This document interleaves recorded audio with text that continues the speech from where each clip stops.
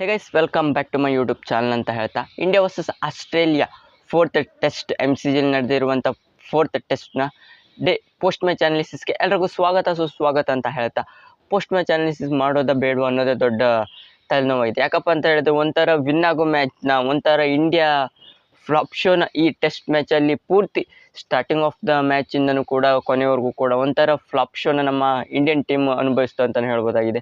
ಅದು ಯಾವ್ಯಾವುದರಲ್ಲಿ ಅದೇ ರೀತಿಯಾಗಿ ಬೆಳಿಗ್ಗೆಯಿಂದ ಯಾವ ರೀತಿ ಅಪ್ರೋಚಲ್ಲಿ ನಮ್ಮ ಇಂಡಿಯನ್ ಟೀಮ್ ಇತ್ತು, ಒಂಥರ ಆಸ್ಟ್ರೇಲಿಯಾ ಒಂಥರ ಟಾಪಲ್ಲಿ ಇದ್ದಾರೆ ಅಂತಲೇ ಹೇಳ್ಬೋದಾಗಿದೆ. ಯಾವ ರೀತಿ ಎಲ್ಲ ಆಯಿತು ಡೇ ಕೊನೆಯಲ್ಲಿ ಏನೇನೆಲ್ಲ ಆಯಿತು ಡೇ ಲಾಸ್ಟಲ್ಲಿ ಅನ್ನೋದನ್ನು ನಾನು ನಿಮಗೆ ಈ ವಿಡಿಯೋದಲ್ಲಿ ತಿಳಿಸ್ಕೊಡ್ತೇನೆ. ಯಾರೆಲ್ಲ ನನ್ನ ಚಾನಲ್ ಇನ್ನೂ ಕೂಡ ಸಬ್ಸ್ಕ್ರೈಬ್ ಮಾಡ್ಕೊಳ್ಳೋದು ನೋಡ್ತಾ ಇದ್ದಾರೆ, ಹೊಸದಾಗಿ ವಿಸಿಟ್ ಮಾಡ್ತಾ ಇದ್ದರೆ ಚಾನಲ್ಗೊಂದು ಟಕ್ಕರ್ ಅನ್ನೋಂಗೆ ಸಬ್ಸ್ಕ್ರೈಬ್ ಮಾಡ್ಕೊಳ್ಳಿ ಅಂತ ಹೇಳ್ತಾ, ಇಷ್ಟ ಆದ ಒಂದು ಲೈಕ್ ಕೊಡಿ, ಹೇಗಿತ್ತು ಅಂತ ವಿಡಿಯೋ ಗೈಸ್ ಪ್ಲೀಸ್ ಸಬ್ಸ್ಕ್ರೈಬ್ ಮಾಡ್ಕೊಳ್ಳಿ ಅಂತ ಹೇಳ್ತಾ ಬನ್ನಿ ಶುರು ಮಾಡೋಣ. ಯಾವ ರೀತಿ ಇತ್ತು ಅಂತ ಡ್ಯಾಶಿಂಗ್ ಡೇ ಟೆಸ್ಟಲ್ಲಿ MCGಯಲ್ಲಿ ನಡೆಯುವಂಥ ಮಿಷನ್ ಮೆಲ್ಬೋರ್ನ್ನಲ್ಲಿ ಆಗಿರುವಂಥ ಟೆಸ್ಟಲ್ಲಿ ಕೊನೆಯ ಟೆಸ್ಟ್ ಫೋರ್ತ್ ಟೆಸ್ಟ್ ಮತ್ತೊಂದು ಸಿಡ್ನಿಲಿದೆ. ಇದರಲ್ಲಿ ಮೊದಲೇದಾಗಿ ಕೊನೆಯದಾಗಿ ಒಂದು ವಿಕೆಟ್ ಇತ್ತು ಆಸ್ಟ್ರೇಲಿಯಾದು, 9ನೇ ವಿಕೆಟ್ ನಿನ್ನೆ ತನಕ ಬಿದ್ದಿತ್ತು. ಕೊನೆಯಲ್ಲಿ ನೋಬಾಲ್ ಹಾಕೊಂಡೆಲ್ಲ ನಿನ್ನೆ ಗಿಮಿಕಲ್ ಆಯಿತು. ಅದೇ ರೀತಿಯಾಗಿ ಕೊನೆಯಲ್ಲಂತೂ ಇವತ್ತು ಬೆಳಿಗ್ಗೆ ಸ್ಟಾರ್ಟಿಂಗ್ ಆಫ್ ದ ಒಂದು 4ರಿಂದ 5 ಅವರ್ ಒಳಗೆ ಜಸ್ಪ್ರೀತ್ ಬುಮ್ರಾ ಅವರ ಬೌಲಿಂಗ್ ನೇತನ್ ಲಯನ್ ಅವರು ಬೋಲ್ಡ್ ಆದರು. ನೆಕ್ಸ್ಟ್ 340 ರನ್ನ ಟಾರ್ಗೆಟ್ಗೆ ಬಂದಂಥ ನಮ್ಮ ಇಂಡಿಯನ್ ಟೀಮಲ್ಲಿ ಒಂಥರ ಅಪ್ರೋಚೇ ಒಂಥರ ಚೇಂಜಸ್ ಇತ್ತು ಅಂತಲೇ ಹೇಳ್ಬೋದಾಗಿದೆ. ಒಂಥರ WTC ಪಾಯಿಂಟ್ ಟೇಬಲ್ ಕೂಡ ಒಂಥರ ಸಿಕ್ಕಾಪಟ್ಟೆ ಕ್ಲೂಲೆಸ್ ಆಗಿತ್ತು ಅಂತಲೇ ಹೇಳ್ಬೋದು. ನಮ್ಮ ಇಂಡಿಯನ್ ಟೀಮು ಆ ರೀತಿ ಬ್ಯಾಟಿಂಗ್ ಅಪ್ರೋಚ್ನ ಮಾಡ್ತಾ ಇತ್ತು.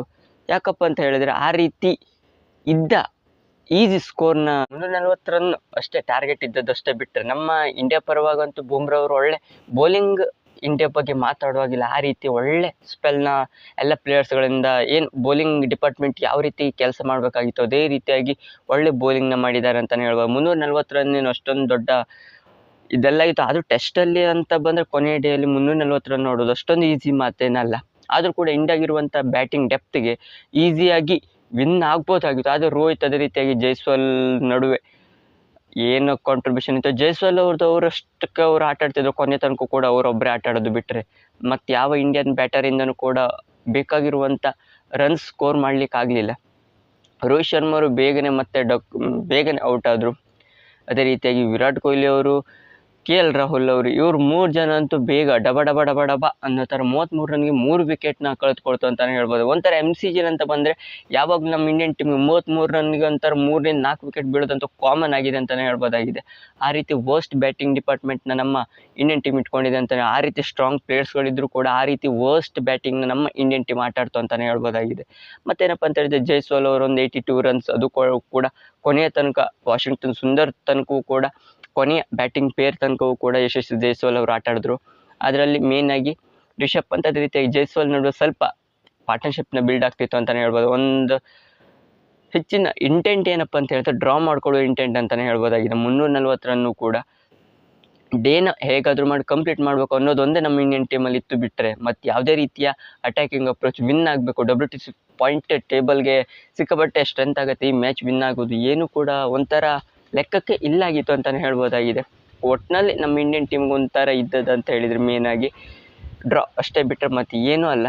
ಅದರಲ್ಲಿ ಕೊನೆಯಲ್ಲಂತೂ ಜೈಸ್ವಾಲ್ ಅವರು 82 ರನ್ಸ್, ಅದೇ ರೀತಿಯಾಗಿ ನೆಕ್ಸ್ಟ್ ರಿಷಬ್ ಪಂತ್ ಅವರು ಒಂದು 30 ರನ್ ಕಾಂಟ್ರಿಬ್ಯೂಷನ್ನಿಂದ ರಿಷಬ್ ಪಂತ್ ಅವರು ಬೇಗನೆ ಔಟ್ ಆದರು. ಅವರು ಆಸ್ಟ್ರೇಲಿಯಾ ಪರವಾಗಂತೂ ಕಮಿನ್ಸ್ ಅವರು 3 ವಿಕೆಟ್, ಸ್ಕಾಟ್ ಬೋಲೆಂಡ್ ಅವರು 3 ವಿಕೆಟ್, ಅದೇ ರೀತಿಯಾಗಿ ನೇತನ್ ಲಯನ್ ಅವರು 2, ಟ್ರಾವಿಸ್ ಹೆಡ್ ಅವರು 1, ಮಿಚೆಲ್ ಸ್ಟಾರ್ಕ್ ಅವರು 1, ಒಂಥರ ಅವ್ರದ್ದೆಲ್ಲ ಬೌಲರ್ಸ್ಗಳು ಕೂಡ ವಿಕೆಟ್ನ ತೆಗೆದಿದ್ದಾರೆ ಅಂತಲೇ ಹೇಳ್ಬೋದಾಗಿದೆ. ಆದರೆ ನಮ್ಮ ಇಂಡಿಯನ್ ಟೀಮ್ ಕೂಡ ಬೌಲಿಂಗಲ್ಲಿ ಅಷ್ಟೇ ಒಳ್ಳೆ ಪರ್ಫಾರ್ಮೆನ್ಸ್ ಮಾಡಿದೆ, ಆದರೆ ಬ್ಯಾಟಿಂಗಲ್ಲಿ ಸಿಕ್ಕಾಪಟ್ಟೆ ಫ್ಲಾಪ್ ಶೋನ ಅನುಭವಿಸ್ತು ಅಂತಲೇ ಹೇಳ್ಬೋದು ನಮ್ಮ ಇಂಡಿಯನ್ ಟೀಮ್. ಮೇಯ್ನಾಗಿ ಇಲ್ಲಿ ಓಪನರ್ಸಿಂದ ರೋಹಿತ್, ಅದೇ ರೀತಿ ವಿರಾಟ್ ಅವರಿಂದ ಒಂಚೂರು ರನ್ಸ್, ರಿಷಬ್ ಪಂತ್ ತನಕ ಕೂಡ ಒಂಚೂರು ಸ್ಕೋರ್ ರನ್ಸ್ ಬರಲಿಲ್ಲ. ಅದಕ್ಕಾಗಿ ಇಲ್ಲಿ ನಮ್ಮ ಇಂಡಿಯನ್ ಟೀಮ್ ಸಿಕ್ಕಾಪಟ್ಟೆ ಟ್ರಬಲಲ್ಲಿ ಬಿದ್ದದ್ದು ಈ ಟೆಸ್ಟ್ ಮ್ಯಾಚಲ್ಲಿ ಅಂತಲೇ ಹೇಳ್ಬೋದಾಗಿದೆ. ಅದರಲ್ಲಿ ವಾಷಿಂಗ್ಟನ್ ಸುಂದರ್ ಅದೇ ರೀತಿಯಾಗಿ ಮೇಯ್ನಾಗಿ ಇಲ್ಲಿ ಒಂಥರ ಕಾಂಟ್ರವರ್ಷಿಯಲ್ ಡಿಸಿಷನ್ ಅಂತಲೇ ಹೇಳ್ಬೋದಾಗಿದೆ ಜೈಸ್ವಾಲ್ ಅವ್ರದ್ದು. ಆ ರೀತಿ ಹೌದು ಅದು ಔಟ್ ಕಂಡಂಗೆ ಆಗತ್ತೆ, ಆ ರೀತಿ ಇತ್ತು ಬೋಲ್ ಹೋಗೋದು ಸ್ಪೀಡ್ಗೆ ಎಲ್ಲ, ಸ್ಕ್ಯಾರಿ ಅವರು ಕ್ಯಾಚ್ ಹಿಡ್ದದ್ದು ಅಲ್ಲಿ ಗ್ಲೌಸ್ ತಾಗಿತ್ತು ಅಂತ ಅನ್ನಿಸ್ಬೋದು. ಆದರೆ ಅಲ್ಟ್ರೇಜ್ ಕೂಡ ಇಲ್ಲ, ಅಲ್ಟ್ರೇಜಲ್ಲಿ ಕೂಡ ಅದು ಒಂಚೂರು ಡಿಫ್ರೆಂಟ್ ಥರ ಕಾಣಿಸ್ತಾ ಇತ್ತು ಅಂತಲೇ ಹೇಳ್ಬೋದು. ಯಾವುದೇ ರೀತಿಯ ಔಟ್ ಅನ್ನೋ ಥರ ಇಲ್ಲಾಗಿತ್ತು. ಆದರೆ ಇಲ್ಲಿ ಬೋಲ್ ವೇರಿಯೇಷನ್ ಆಗೋದು ನೋಡ್ತಾ ಇದ್ರೆ ಔಟ್ ಅಂತಲೇ ಹೇಳ್ಬೋದಾಗಿದೆ. ಆ ರೀತಿ DRS ಅಲ್ಲೂ ಕೂಡ ಒಂಥರ ಕ್ಲೂಲೆಸ್ ಆಗೋದ್ರು ಅಂತಲೇ ಹೇಳ್ಬೋದು ಥರ್ಡ್ ಅಂಪೈರ್ ಕೂಡ. ಏನು ಮಾಡ್ಲಿಕ್ಕೂ ಬರೋಲ್ಲ. ಒಟ್ಟಿನಲ್ಲಿ ನಮ್ಮ ಇಂಡಿಯನ್ ಟೀಮು 340 ರನ್ಗೆ 155 ರನ್ 50 ರನ್ ಹೊಡಿಲಿಕ್ಕೂ ಮೇಲೆ ಕೆಳಗೆ ಮಾಡ್ತು ಅಂತಲೇ ಹೇಳ್ಬೋದು. ಸಿಕ್ಕಾಪಟ್ಟೆ ಬೇಜಾರಾಗುತ್ತೆ ಗೈಸ್. ಲಿಟ್ರಲಿ ಒಂದು 10 ರಿಂದ 12 ಅವರ್ ಸರ್ವೈವ್ ಆಗೋದಾದರೆ ಇಂಡಿಯನ್ ಟೀಮ್ ಈ ಮ್ಯಾಚ್ನ ಡ್ರಾ ಮಾಡ್ಕೊಳ್ಬೋದಾಗಿತ್ತು. ಮೊದಲೇದಾಗಿ WTC ಫೈನಲ್ಗೂ ಕೂಡ ಸೌತ್ ಆಫ್ರಿಕಾ ಕೂಡ ಡೈರೆಕ್ಟಾಗಿ ಕ್ವಾಲಿಫೈ ಆಗೋಗಿದೆ. ಮೇನಾಗಿ 2ನೇ ಸ್ಲಾಟ್ಗೆ ಇಂಡಿಯಾ ಅಥವಾ ಆಸ್ಟ್ರೇಲಿಯಾ ಕ್ವಾಲಿಫೈ ಆಗಬೇಕಾಗಿತ್ತು. ಆದರೂ ಇವಾಗ ಆಸ್ಟ್ರೇಲಿಯಾ ಈಸಿಯಾಗಿ ಕ್ವಾಲಿಫೈ ಆಗುತ್ತೆ ಅಂತ ಅನ್ನಿಸ್ತಾ ಇದೆ. ಮೇನಾಗಿ ನೆಕ್ಸ್ಟ್ ಮ್ಯಾಚ್ ಏನಾದರೂ ಇಂಡಿಯನ್ ಟೀಮ್ ವಿನ್ ಆದರೆ, ಅದರಲ್ಲೂ ಕೂಡ ಡ್ರಾ ಆದ್ರಂತೂ ಆಸ್ಟ್ರೇಲಿಯಾ ಕ್ವಾಲಿಫೈ ಆಯಿತು 100%. ಏನಾದರೂ next match Indian team win ಆದರೆ ಅದರಲ್ಲೂ ಸೌತ್ ಆಫ್ರಿಕಾ ಜೊತೆ ಆಸ್ಟ್ರೇಲಿಯಾಗಿದೆ. ಆಸ್ಟ್ರೇಲಿಯಾ 2-2 ಸೋತ್ರೆ ಮಾತ್ರ ನಮ್ಮ ಇಂಡಿಯನ್ ಟೀಮ್ ಕ್ವಾಲಿಫೈ ಆಗುವ ಸಿನಾರಿಯೋ ಬರುತ್ತೆ. ಬಿಟ್ಟರೆ ನಮ್ಮ ಇಂಡಿಯನ್ ಟೀಮ್ ಅಂತೂ ಈಸಿ ಅಂತೂ ಇಲ್ಲವೇ ಇಲ್ಲ ಅಂತಲೇ ಹೇಳ್ಬೋದಾಗಿದೆ. ಇದು MCGಯಲ್ಲಿ ನಡೆದಂಥ 4th ಟೆಸ್ಟ್ನ BGTಯ ಡೇ ಫಸ್ಟ್ ಮ್ಯಾಚ್ ಅನಾಲಿಸಿಸ್ ಆಯಿತು. ನಿಮಗೆ ಈ ವಿಡಿಯೋ ಇಷ್ಟ, ಲೈಕ್ ಶೇರ್ ಕಮೆಂಟ್ ಮಾಡಿ. ಕ್ರಿಕೆಟ್ IPL ಇನ್ಫಾರ್ಮೇಷನ್ಗೋಸ್ಕರ ಚಾನಲ್ಗೊಂದು ಸಬ್ಸ್ಕ್ರೈಬ್ ಮಾಡ್ಕೊಳ್ಳಿ ಅಂತ ಹೇಳ್ತಾ ಸಿಗೋಣ ಮುಂದಿನ ವಿಡಿಯೋ.